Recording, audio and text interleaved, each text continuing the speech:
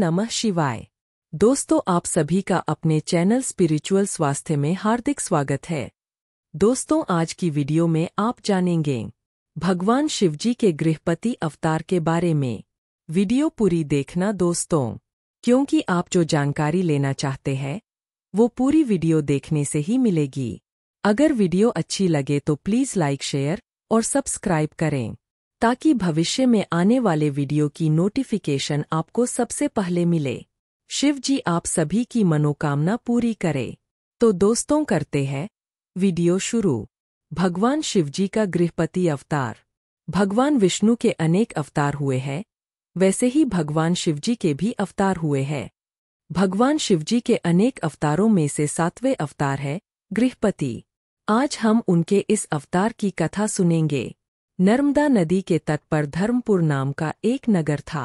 वहां विश्वानर नाम के एक ऋषि और उनकी पत्नी शुचिष्मति रहती थी। बहुत काल तक उनकी कोई भी संतान नहीं थी।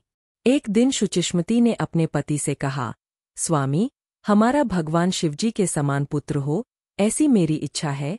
पत्नी की इच्छा पूर्ण करने के लिए ऋषि विश्वानर काशी गए।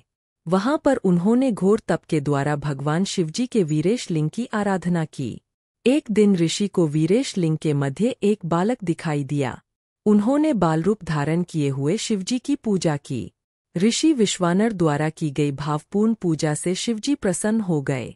भगवान शिवजी ने उन्हें वरदान दिया कि शुचिष्मति के गर्भ से वे अवतार लेंगे। कुछ कालांतर बाद भगवान शिवजी शुचिष्मति के गर्भ से पुत्र रूप में प्रकट हुए।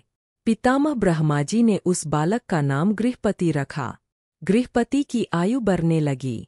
एक बार देवर्षि नारद गृहपति के दर्शन करने आ गए।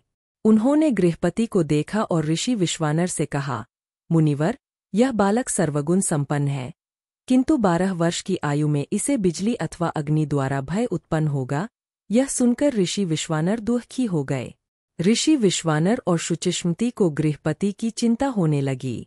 अपने माता पिता को चिंतित देखकर बालक गृहपति ने उन्हें समझाया, मां पिताजी, आप दुखी न हो। मैं भगवान मृत्युंजय की आराधना करके महाकाल को प्रसन्न करूंगा, इसलिए आप लोग निश्चिंत रहे। इसके बाद गृहपति काशी गए और भगवान विश्वनाथ का दर्शन किया। उन्होंने शुभ मुहूर्त पर शिवलिंग की स्थापना की और शिवजी की आराधना करने लगे। कुछ दिनों के बाद देवराज इंद्र प्रकट हुए। उन्होंने कहा, गृहपति, मैं आपकी आराधना से प्रसन्न हुआ हूँ, कोई वरदान मांगे। परंतु गृहपति ने उनसे कहा, मैं आपसे वरदान की कामना नहीं करूंगा, क्योंकि मेरे वरदायक केवल भगवान शिव ही है। यह सुनकर देवराज इंद्र अत्यंत क्रोधित होकर गृहपति पर प्रहार करने आगे बढ़े। उसी समय भगवान शिवजी प्रकट हो गए। शिवजी ने बताया, गृहपति, देवराज इंद्रदेव के माध्यम से मैं ही तुम्हारी परीक्षा ले रहा था। तुम उस परीक्षा में सफल हो गए हो। अब तुम पर यमराज का भी प्रभाव नहीं पड़ेगा। तुमने जिस शिवलिंग की स्थापना की है वह अग्निश्वर नाम से प्रसिद्ध होगा। इस शिवलिंग का दर्शन करने से व्यक्ति बिजली और अग्नि से भयभीत और पीड़ित नहीं होगा। हमारे शरीर में जो जठराग्नि है वह ही भगवान शंकर का गृहपति अवतार है। भूख लगने पर हम जो अन्न ग्रहण करते हैं उसी से हमारे शरीर का पोषण होता है और प्राण को संतुष्टि प्राप्त होती है। गृहपति की इस कथा से हमें संदेश मिलता है कि जठराग्नि को शांत करने के लिए जो भी कार्य करें वह धर्म के अनुसार हो, अर्थात भोजन मिलने हेतु के लिए हम जो धन कमाते हैं वह प्रामाणिकता से कमाया हुआ धन ही हो।